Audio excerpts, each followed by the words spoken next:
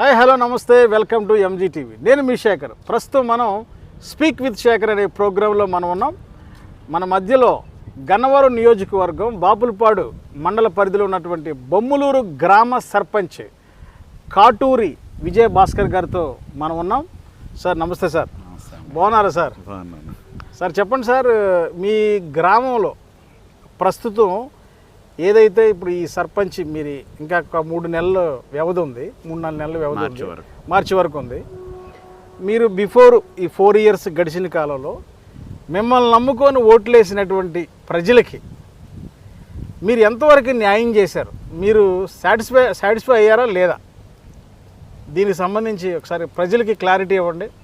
మీరు సక్సెస్ సర్పంచ్ అనుకోవచ్చా లేదా? ఎంతవరకు సాటిస్ఫై అయ్యారు అనే దానికి మీరు పబ్లిక్ని అడిగితే కరెక్ట్ ఆన్సర్ వస్తుంది. నేనైతే మ్యాక్సిమం నా 100కి 200% నా ఎఫర్ట్ నేను సర్పంచ్ అయిన దగ్గర నుంచి నాకు అనుకూల పరిస్థితులు కానీ ప్రతికూల పరిస్థితుల్లో కూడా ఒకే వేలో నేను వెళ్ళాను. ఒకే వేలో వెళ్ళాను. గ్రామం కోసం మ్యాక్సిమం నాకు వచ్చిన 3000 మంది జనాభాలో విజయ భాస్కర్ అనే ఒక్కడికి అవకాశం వచ్చింది. అవకాశాన్ని ఎలాగా యూటిలైజ్ చేసుకోవాలనే దాని మీదే నేను ఉన్నాను తప్ప నేను ఇంక వేరే యాక్టివిటీస్కి వేరే ప్రొఫెషన్కి అంటే నా బిజినెస్ కానీ నా ఇది కానీ కొన్ని ఉన్నా వాటికి నేను టైం కేటాయించలే. కేవలం గ్రామం ఆ పని మీద ఉన్నా. దానిలో కొన్ని కోల్పోయాను, కొన్ని ఇబ్బందులు పడ్డాను, అవమానించబడ్డాను, పొగిడించబడ్డాను, సాధించుకొచ్చాను, చాలా చేశాను. వీటిలో మీరు సాటిస్ఫైడా కాదా అనే దానికి మీరు పబ్లిక్ని అడిగితే కరెక్ట్ ఆన్సర్ వస్తుంది. నేను 100కి 200% సాటిస్ఫైడ్. ఓకే, అయితే ఇప్పుడు మీరేదో దీనికి సంబంధించి పూర్తిగా మీ గ్రామానికే మీ టైం స్పెండ్ చేశానని చెప్తున్నారు. దానిలో భాగంగా కోల్పోయానని చెబుతున్నారు. ఏం కోల్పోయారు సార్ ప్రధానంగా? వాస్తవంగా అయితే నేను 2018 వరకు హైదరాబాద్లో ఉండేవాడిని. అక్కడ నాకు బిజినెస్ ఉంది, నాకు ఫిల్మ్ యాక్టింగ్ ప్యాషన్. అది చేసుకుంటూ చాలా హ్యాపీగా సంతోషంగా ఉండేవాడిని. నా ఫ్యామిలీ అమ్మా నాన్న వాళ్ళని చూసుకుంటూ నేను అక్కడ హైదరాబాద్ ఉంటూ మంత్లీ 1 or 2 వస్తూ వెళ్తూ ఉండేవాడిని. అయితే నాన్నగారికి సిక్ అయ్యారని తెలిసినప్పుడు నేను హైదరాబాద్ నుంచి వచ్చాను. ఆ సిక్ అవ్వడం అట్లాగా 4 రోజుల స్ట్రగుల్తో ఆయన కాలం చేశారు. అట్లాగా 1 by 1 నేను ఇక్కడ లాక్ అయిపోయా. తర్వాత కోవిడ్ రావడం, తర్వాత మళ్ళీ మా బ్రదర్ సిక్ అవ్వడం, తర్వాత మా బ్రదర్ అయిపోయిన కాలం చేయను కానీ మళ్ళీ మా అమ్మగారు స్ట్రోక్ రావడం, ఇట్లా ఈ కొన్ని ఇన్సిడెంట్ వాటిలో నేను మధ్యలో కోవిడ్ రావడం లాక్ అయిపోయా. ఈ క్రమంలో ఎలక్షన్ నోటిఫికేషన్ వచ్చింది. ఎలక్షన్ నోటిఫికేషన్ వచ్చినప్పుడు నాన్నగారు అప్పటి వరకు వైఎస్ఆర్సీపీ పార్టీ ప్రెసిడెంట్గా ఉండేవాడు. ఆయన కాలం చేసిన తర్వాత ఆ యాక్టివిటీస్ నేను ఇక్కడే ఉన్నాను కాబట్టి నేను స్టార్ట్ చేయడం మొదలుపెట్టాను. నాయకులతో కలిసి ప్రయాణం చేయడం మొదలుపెట్టాను. ఈ క్రమంలో ఎలక్షన్ నోటిఫికేషన్ రావడం, నేను నామినేషన్ వేయడం, అది విన్ అవ్వడం అట్లా జరిగింది. ఇక కోల్పోవడం అంటే వచ్చి సాధించిన దానికన్నా కోల్పోవడమే ఎక్కువ ఉంది. నేను ఇక్కడికి వచ్చి కానీ ఎప్పుడు నిరుత్సాహపడలేదు, ఎప్పుడు డిసప్పాయింట్ అవ్వాల. తండ్రిని కోల్పోయా, అన్నయ్యని కోల్పోయా, అమ్మని కోల్పోయా, నా ఫ్యామిలీ లైఫ్ కొంత డిస్టర్బ్ అయింది. సో ఇన్ని చేసినా కూడా ఎన్ని ఇబ్బందులు పడినా వెనకడుగు మాత్రం వేయలేదు. గ్రామం విషయంలో అయితే మీరు వేయలేదు. అవి నా పర్సనల్, నా కుటుంబం, నేను పడ్డాలి ఆ బాధ. నేను ఈ బాధలో ఉన్నానని చెప్పి సింపతి గెయిన్ చేసుకుని మెదలకొండ ఇంట్లో కూర్చుంటే నాకు వచ్చిన గ్రేట్ ఆపర్చునిటీ నేను మిస్ అయిపోతాను. మళ్ళీ వస్తుందో రాదో తెలియదు. వచ్చినప్పుడు మన 100% ఎఫర్ట్ గ్రామానికి చేయాలనే ఉద్దేశంతో నేను ఆ వేలోనే వెళ్ళాను. ఓకే, మీరు చెప్పిన విషయం ఏంటంటే స్వయంగా మీరు వైసీపీ పార్టీలో మీరు గెలిచారు, ప్రజలు మిమ్మల్ని ఆశీర్వదించారు. ఈ బొమ్మలూరు ప్రజలు వైసీపీ పార్టీ నుంచి టీడీపీకి మీరు జంప్ అయ్యారు క్లియర్గా. ఈ జంప్ అయిన పరిణామంలో మీరు సంతృప్తిగానే ఉన్నారా ఇప్పుడున్న పరిస్థితిని బట్టి? ఓపెన్గా చెప్పండి. సంతృప్తిగానే ఉన్నాం. ఎందుకంటే ఒకటి, టు బి ఫ్రాంక్, మనం ఇన్ని సంవత్సరాల నుంచి ఒక పార్టీలో ఉండి వెంటనే ఇంకొక పార్టీలోకి వెళ్ళిపోయాము అన్న వెంటనే సంతృప్తి అంటే దానికి జరిగే పరిణామాలను బట్టి మనం సంతృప్తిగా ఉంటాం తప్ప ఆ పార్టీ మీద ప్రేమ వ్యామోహం అట్లా రాదు. మనం ఇప్పుడు మా నాయకుడు యార్లగడ్డ వెంకటరావు గారు ఉన్నారు. ఆయనకి నేను నేను నియోజకవర్గంలో నేను గ్రామంలో చిన్న సర్పంచ్ని. ఆయన నియోజకవర్గానికి ఆయనకు జరిగిన అవమానాలు, ఆయన జరిగిన దాన్ని చూసుకుంటే మాదెంత. సో కాబట్టి ఆయనతో ప్రయాణం చేస్తే బాగుంటుందని మాకు అనిపించింది. వెళ్ళాము. వెళ్ళిన తర్వాత బిఫోర్ ఆఫ్టర్ కంపేర్ చేసుకుంటే చాలా సంతృప్తిగా ఉన్నాం, హ్యాపీగా ఉన్నాం. ఆయన కోఆపరేషన్ కానీ, ఆయన డెవలప్మెంట్ మీద పెట్టిన శ్రద్ధ కానీ, మేము వెళ్ళి మా గ్రామానికి ఇది కావాలన్నా అడిగిన వెంటనే 100% అదే మీరు అన్న సంతృప్తి అనేది చెప్తున్నా. పార్టీ మీద అనేది వెంటనే రాదు, స్లో స్లోగా ఆ పార్టీ మీద పెట్టుకున్న బాండింగ్ వల్ల మనకి దాని మీద ఎఫెక్షన్, ప్రేమ నాయకుల మీద పెట్టు. కానీ వెంకట్రావు గారు అనే వ్యక్తిని చూస్తే మాత్రం ఈ రోజు ఎవరన్నా జాయిన్ అయినా కూడా వెంటనే ఆయన మీద ఇష్టం పెరిగిపోద్ది. ఎందుకంటే ఆయన లాబియింగ్ కానీ లేదంటే రికమెండేషన్లు కానీ లేకపోతే ఇంకోటి ఇట్లాంటి వాటికి ప్రాధాన్యత ఎవరు. ఓన్లీ గ్రామానికి ఏమైనా కావాలా, మీకు ఏమైనా ఉద్యోగం కావాలా, మీకు ఆరోగ్యం బాగోకపోతే హాస్పిటల్ ట్రీట్మెంట్ కావాలా, ఇటువంటి వాటి మీద ఆయన ఎక్కువ శ్రద్ధ చూపిస్తున్నారు. అవి చాలా మందికి నచ్చదు. అంటే గబాల నెలగానే 10,000 5,000 ఇస్తే వాళ్ళు సాటిస్ఫై అవుతారు. గబాల నెలగానే 10,000 5,000 ఎవరు ఇస్తున్నారండి? ఎవరు ఇస్తున్నారని నేను అనట్లేదు. జనరల్ గా ఒక హై పొజిషన్ లో ఉన్న వ్యక్తి దగ్గరికి వెళ్ళి కష్టం చెప్పుకోగానే 5,000 10,000 ఇచ్చారంటే అక్కడ వాళ్ళు కూల్ అయిపోతారు. 5,000 10,000 అక్కడతో ఆగిపోద్ది. కానీ ఒక గ్రామానికి ఒక 20 లక్షలు 30 లక్షలు గ్రాంట్ ఇచ్చి ఈ డెవలప్మెంట్ ఇచ్చేసుకుని అది అంటే ఆ ఒక్క కుటుంబం కాదు, ఆ ఏరియాలో ఉన్న కుటుంబాలు, ఆ గ్రామంలో ఉన్న కుటుంబాలని హ్యాపీ ఫీల్ అవుతుంది. ఇప్పుడు మీరు చెప్పినటువంటి పరిస్థితిని బట్టి యార్లగడ్డ వెంకటరావు గారు విషయంలో కాన్స్టిట్యున్సీలో కొంత అసమర్థత ప్రజల్లో ఏం చేయలేకపోతున్నారు అనేది ఒకటి క్లారిటీ మేము తెలుసుకున్న దాన్ని బట్టి ఉంది.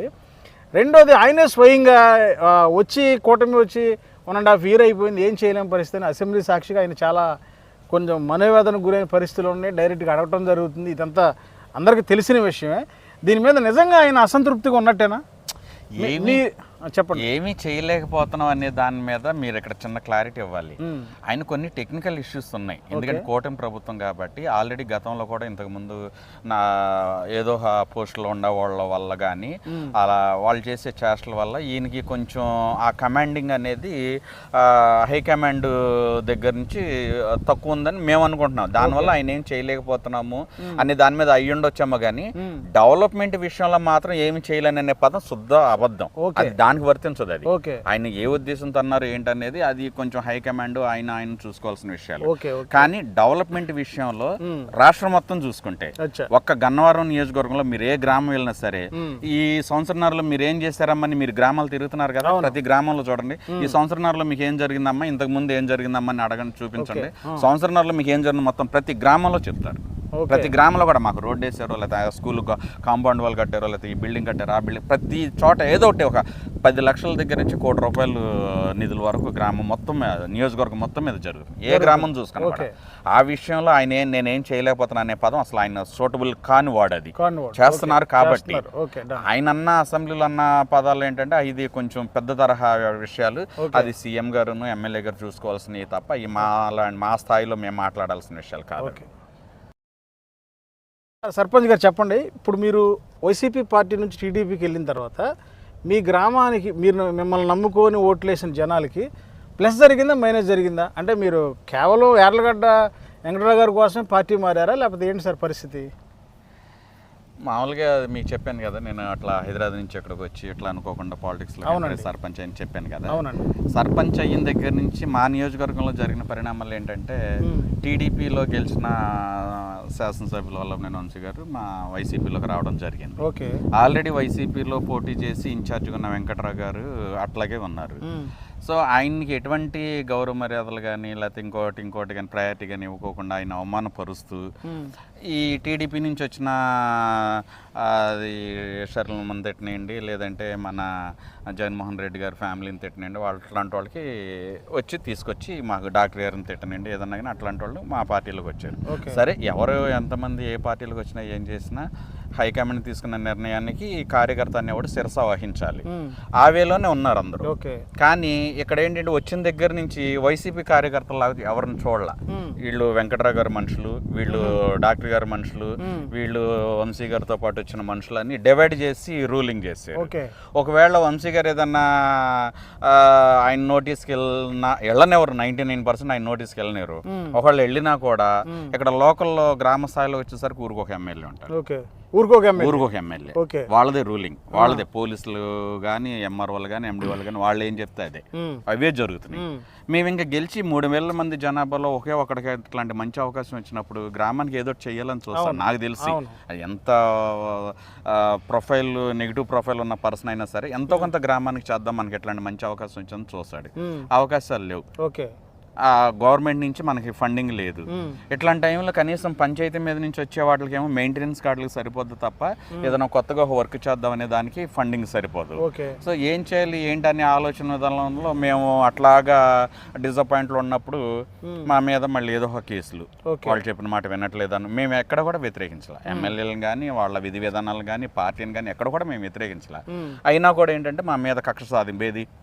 వెంకట్రావు గారు వస్తే ఆయన కలుస్తున్నామని, డాక్టర్ గారు ఏదైనా ఫంక్షన్లో బర్త్డేలు అట్లాంటివి జరుగుతుంటే ఆయన దగ్గరికి వెళ్తున్నామని. మీరు పార్టీ మారేసరికి ఇవన్నీ ఎవరు మారలా, వెంకట్రావు గారు మారలా, మేము మారలా, ఎవరు మారలా, ఉన్నాం. వంశీ గారు వచ్చేసరికి వంశీ గారు వచ్చిన తర్వాత ఈ కింద స్థాయి నాయకులు ఆయనకి ఎలా చెప్తున్నారు ఏమో తెలియదు కానీ మా మీద ఫేక్ కేసులు పెట్టారు, నా మీద 4 కేసులు పెట్టారు. అట్లా డిఫరెంట్ గా మమ్మల్ని వేధింపులు గురి చేస్తున్నారు. అయినా కూడా మేము ఎక్కడ కూడా భయపడతాం కానీ ఇది, ఎందుకంటే మేము పార్టీ కట్టుబడి ఉన్నాము. ఉన్నప్పుడు మమ్మల్ని ఇట్లా వేధించడం కొంచెం బాధ కలిగింది. వెంకటరావు గారిని కలవద్దు, డాక్టర్ గారిని కలవద్దు అంటే అది మాకు వాళ్ళ మీద ఉన్న అభిమానం. ఆ వాళ్ళు మమ్మల్ని ఏదన్నా ఇబ్బంది పెడితే మేము కలవకుండా మానేస్తాం, కానీ వాళ్ళతో మాకు మంచి బాండింగ్ ఉన్నప్పుడు మేము ఎలా కలవకుండా ఉంటాము, కలవద్దు ఎంతసేపు అదే మాట. అట్లా కొంచెం మమ్మల్ని మీద కేసులు పెట్టడం, లేకపోతే పంచాయతీ పరిధిలో ఏదన్నా పనులు చేసేటప్పుడు దాన్ని ఆటంకం కలిగించడం అట్లా జరుగుతున్నాయి. సరే ఈ లోపు వెంకటరావు గారికి ఒక నిర్ణయం తీసుకున్నారు, ఆయన టీడీపీలోకి మారడం జరిగింది. మేమేంటనే దానికి వచ్చేసరికి మేము ఆలోచించాం, ఇక్కడే ఉంటే ఎలా ఉంటుంది, ఆయనతో ఉంటే ఎలా ఉంటుంది అనేది మేము ఆలోచించుకుంటే, ఈయనేమో మమ్మల్ని కేసులు పెట్టి వేధించి ఒక పరాయి పార్టీలు ఉన్నా కూడా పరాయి వ్యక్తుల్లా మమ్మల్ని చూస్తున్నారు. సో ఇక్కడే ఉంటే ఇంకా రిమైనింగ్ మా చేతిలో 2 సంవత్సరాలు ఉంది. ఆ 2 సంవత్సరాలు కూడా అలాగే ఉంటది. ఆయన గెలిచినా ఓడినా కూడా మమ్మల్ని సొంత మనుషులాగా చూడరు. అది మాకు క్లారిటీ వచ్చేసింది. కనీసం వెంకటరావు గారితో పాటు అన్న ప్రయాణం మొదలు పెడితే మాకు ఎట్లా స్టార్టింగ్ నుంచి ఆయనతో బాండింగ్ ఉంది కాబట్టి మాకు ఇబ్బంది లేదని. ఒకవేళ గవర్నమెంట్ ఫామ్ అయిందంటే గ్రామానికి ఏదో ఒకటి ఫండింగ్ నిధులు తీసుకొచ్చి కనీసం ఈ 3 సంవత్సరాలు ఏం చేయలేకపోయాం, ఆ 2 సంవత్సరాలన్నా ఏదన్నా చేయొచ్చు అనే ఒకే ఒక ఉద్దేశంతో గ్రామ అభివృద్ధి కోసం మేము ఆ నిర్ణయం తీసుకున్నాం. అలాగే మారిన వెంటనే అట్లాగే జరిగింది. మేము ఏదైతే అనుకున్నాం అదే జరిగింది. ఇప్పుడు వరకు 50 లక్షలు గ్రాంట్లు వచ్చినాయి ఎమ్మెల్యే గారి దగ్గర నుంచి.